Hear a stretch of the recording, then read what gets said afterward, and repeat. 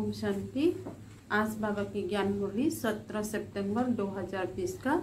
मीठे बच्चे, तुम्हें इस पुरुषोत्तम संगम युग पर ही उत्तम से उत्तम पुरुष बनना है। सबसे उत्तम पुरुष है यह लक्ष्मी नारायण। प्रश्न, तुम बच्चे बाबा के साथ साथ कौन सा एक गुप्त कार्य कर रहे हो?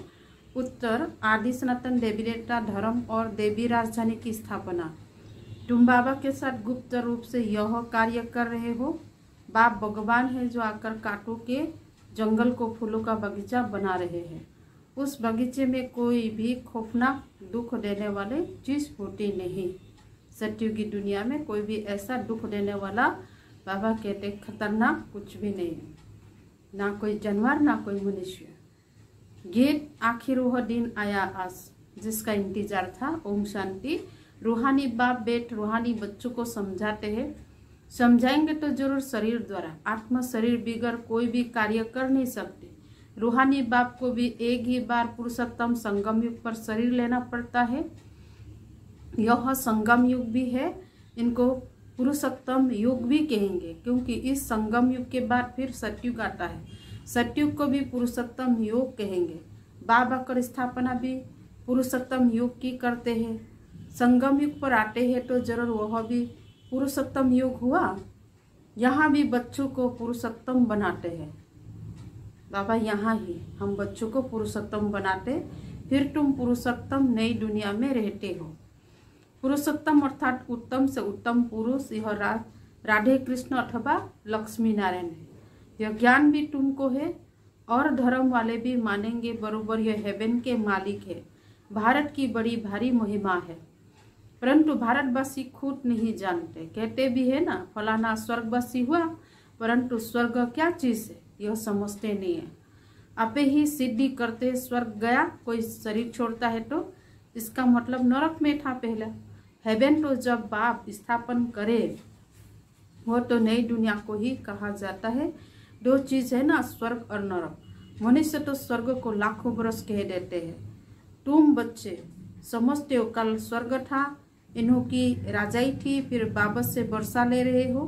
बाप कहते हैं, मीठे लाडले बच्चे, तुम्हारी आत्मा पतित है, इसीलिए हेल्थ में ही है, नरक में ही पतित होने के कारण। कहते भी है अभी कलयुग के 40,000 बरस बाकी है, तो जरूर कलयुगी वासी होंगे ना।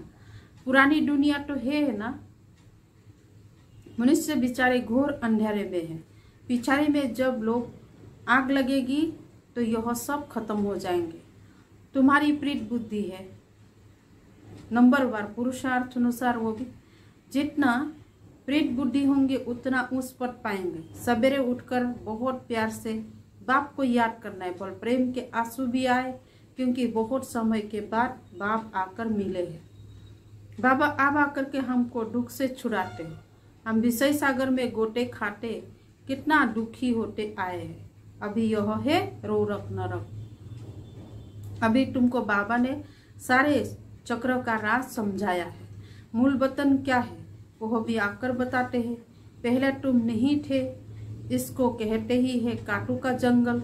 स्वर्ग को कहा जाता है गार्डन ऑफ अल्लाह, फूलों का बगीचा। बाबा को भगवान भी कहते हैं ना। तुमको फूल से फिर कांटा कौन बनाते हैं? फूलों से फिर कांटा कौन बनाया? रावण ने। तुम बच्चे समझते हो भारत फूलों का बगीचा था, अब जंगल है। जंगल में जानवर बिच्छू आदि रहते हैं। सतयुग में कोई खौफनाक जानवर आदि होते नहीं। शास्त्र में तो बहुत बातें लिख दी है। कृष्ण को सर्प ने डसा, यह हुआ। कृष्ण को फिर द्वापर में ले गए। बाप समझाते हैं भक्ति बिल्कुल अलग चीज है। ज्ञान सागर एक ही बाप है। ऐसा नहीं कि ब्रह्मा विष्णु शंकर ज्ञान का सागर है, नहीं। पतित पावन एक ही ज्ञान का सागर को कहेंगे। ज्ञान से ही मनुष्य की सद्गति होती है। सद्गति के स्थान है दो, मुक्ति और जीवन मुक्ति।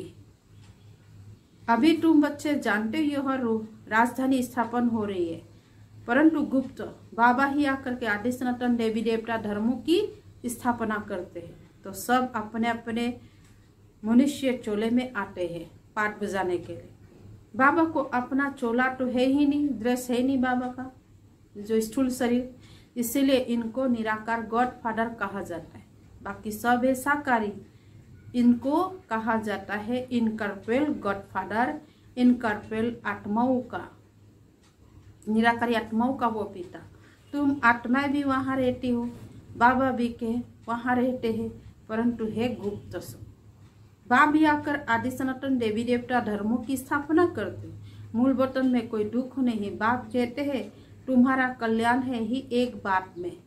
कौन सी बात तुम्हें? बाबा को याद करो, मन मना भव होकर रहने से ही इसमें कल्याण है।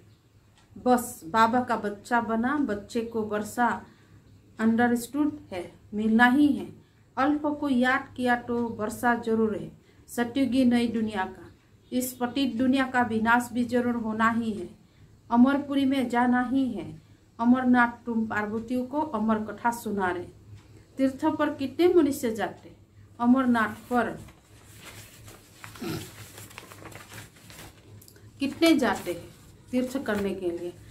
वहाँ है कुछ भी, वहाँ है कुछ भी नहीं, सब है ठगी।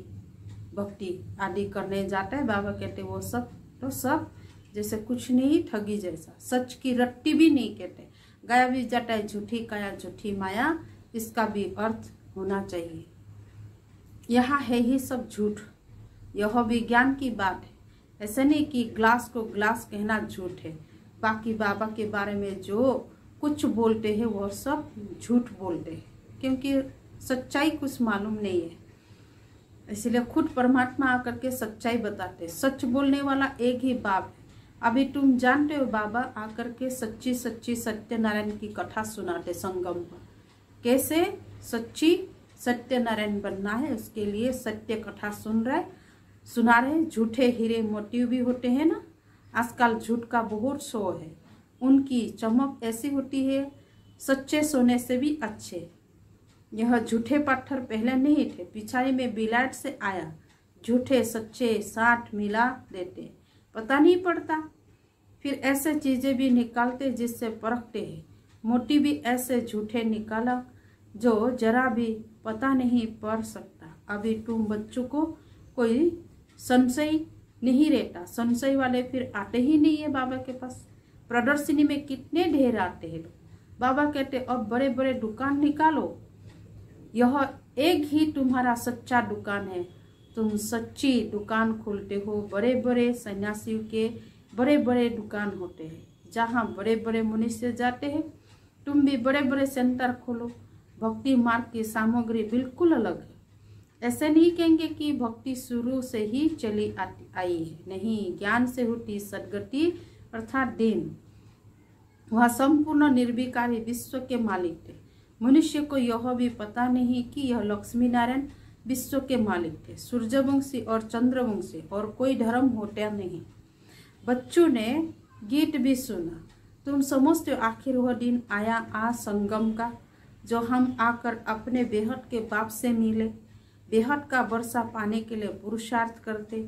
सत्युग में तो ऐसा कहेंगे आखिर वह दिन आया आस। वो लोग समझते बहुत अनास होगा, यह होगा, समझते स्वर्ग की स्थापना हम करते। समझते स्टूडेंट का नया ब्लड है, बहुत मदद करेंगे। इसलिए गवर्नमेंट बहुत मेहनत करती रहती है उन्हों पर।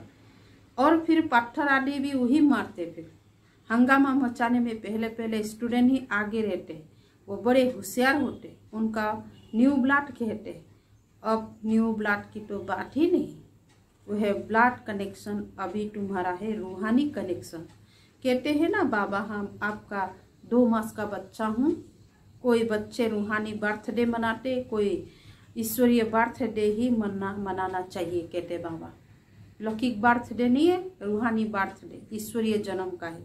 वो जिस्मानिक बर्थडे कैंसिल कर देना चाहिए। हम ब्राह्मणों को ही खिलाएंगे, मनाना तो यह चाहिए ना। वह है आसुरी जन्म, यह है ईश्वरीय जन्म। रात दिन का फर्क, परंतु जब निश्चय में बैठे ऐसा नहीं ईश्वरीय जन्म मानकर फिर जाए आसुरी जन्मों में पड़े। फिर ईश्वरीय जन्म मना करके फिर इसको मुख मोड़ करके फिर आसुरी जन्म को ही फिर पड़े। ऐसा भी होता है। ईश्वरीय जन्म मनाते मनाते फिर रुफू चक्र हो जाते माया का चक्र में। आजकल तो मैनेजर्स डे भी मनाते। शादी को भी जैसे कि अच्छा शुभ कार्य समझते, जहन्नुम में जाने का भी दिन मनाते हैं। वंडर है ना, बाबा बेट यह सब बातें समझाते।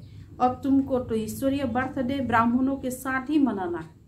हम शिव बाबा के बच्चे हैं, हम बर्थडे मनाते हैं तो शिव बाबा की ही याद रहेगी। जो बच्चे निश्चय बुद्धि, उनको जन्मदिन मनाना चाहिए, वह आसुरी जन्म भी भूल जाए। यह भी बाबा राय देते, अगर पक्का निश्चय बुद्धि है तो बस हम तो बाबा के बन गए, दूसरा न कोई। फिर अंतमति सोगति हो जाएगी। फिर बाबा की याद में मरा तो दूसरा जन्म भी ऐसा मिलेगा, नहीं तो अंतकाल जो स्त्री सी मरे। फिर यह भी ग्रंथ में है। यहाँ फिर कहते हैं अंत समय गंगा का टाढ़ हो। यह सब है भक्ति मार्ग की बातें। तुमको बाबा कहते शरीर छूटे तो भी सदर्शन चक्रधारी हो, अर्थात जो कि अंदर ही अंदर 84 जन्म का चक्र फिराना, या तो ज्ञान का मंथन करना, बुद्धि में बाप और चक्र याद हो। तो जरूर जब पुरुषार्थ करते रहेंगे तब तो अंतकाल याद आएगी, बाबा की याद। अपने को आत्मा समझो और बाबा को याद करो, तो क्योंकि तुम बच्चों को अब वापस जाना है। इसीलिए बाबा अपने को आत्मा बार बार समझने के लिए, महसूस करने के लिए बाबा कहते रहते हैं। अशरीरी होकर के बैठने के लिए बाबा कहते हैं। यहाँ पाठ बजाते बजाते तमो प्रधान से सत्व प्रधान बने हो, अब फिर सत्व प्रधान बनना है तमो प्रधान से। इस समय आत्मा ही इम्प्योर है तो शरीर प्योर फिर कैसे मिल सकेगा। बाबा ने बहुत बाबा ने बहुत मिसाल समझाया है, फिर भी जोहर है ही नहीं, शक्ति है ही नहीं। कितना मिसाल देके समझाने के बावजूद भी खाद जेवर में नहीं, सोने में पड़ती है।